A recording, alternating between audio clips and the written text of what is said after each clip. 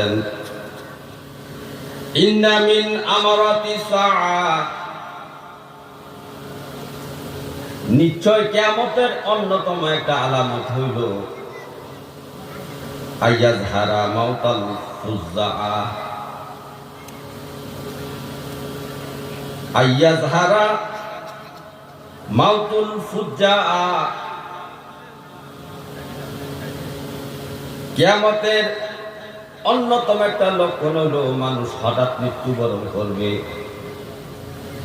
মানুষ হঠাৎ মৃত্যুবরণ করবে।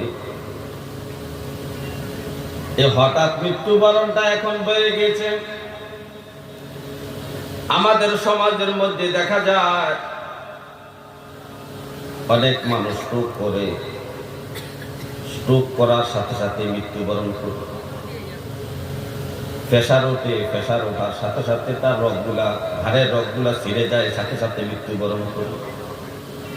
প্রেসার, হাই প্রেসার এত বাড়ছে, তার মাথার সাথে যে স্নায়ুগুলা সংযোগ আছে, এই সংযোগগুলা হঠাৎ করে ঠাস ঠাস করে ছিঁড়ে যায়, মাথায় রক্ত জমাট হয়ে যায়, যার কারণে লোকটা অতি দ্রুত থেকে মৃত্যুবরণ করে। এই লোকটাকে শোয়ানোর সময় পাওয়া যায় না, তার কিনার সময় পাওয়া যায় না। অথচ নবীজি বলেছেন, লাকিরু মাউতা লা ইলাহা ইল্লাল্লাহ। মানুষ যখন মৃত্যুবরণ করার জন্য সাক্রাত শুরু হয়ে যাবে, তখন এই মৃত্যুবরণকারী সাক্রাত চলাকালীন এই লোকটার সামনে তোমরা কালমা শরীফের তালিম করো, লা ইলাহা ইল্লাল্লাহ মুহাম্মাদুর রাসূলুল্লাহ সাল্লাল্লাহু আলাইহি ওয়াসাল্লাম। নবীজি বলেছেন 1400 বছর আগে যে মানুষ মৃত্যুবরণ করার আগে তার কিছু লক্ষণ প্রকাশ পাবে,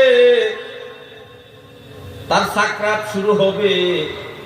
এই সাকরাতের সময় একটু লং টাইম হবে, অত 10 মিনিট, 15 মিনিট, আধা ঘন্টা, 1 ঘন্টা এরকম সময় হতে পারে সাকরাতের সময়। মৃত্যুবরণ করার আগে তার এইরকম লক্ষণ একটা প্রকাশ পাবে, দেখলে বোঝা যাবে লোকটা মারা যাবে আর বাঁচবে না। তখন তোমরা এই লোকটার সামনে কি করো, লাকিরু মাউতা লা ইলাহা ইল্লাল্লাহ। এই পরপারের যাত্রী মৃত্যুবরণকারী ব্যক্তিদের সামনে তোমরা লা ইলাহা ইল্লাল্লাহ জিকিরটা করো। সেজন্য তোমার সাথে সাথে এই জিকিরটা করে দুনিয়া থেকে বিদায় নিতে পারে, বিদায় নিতে পারে।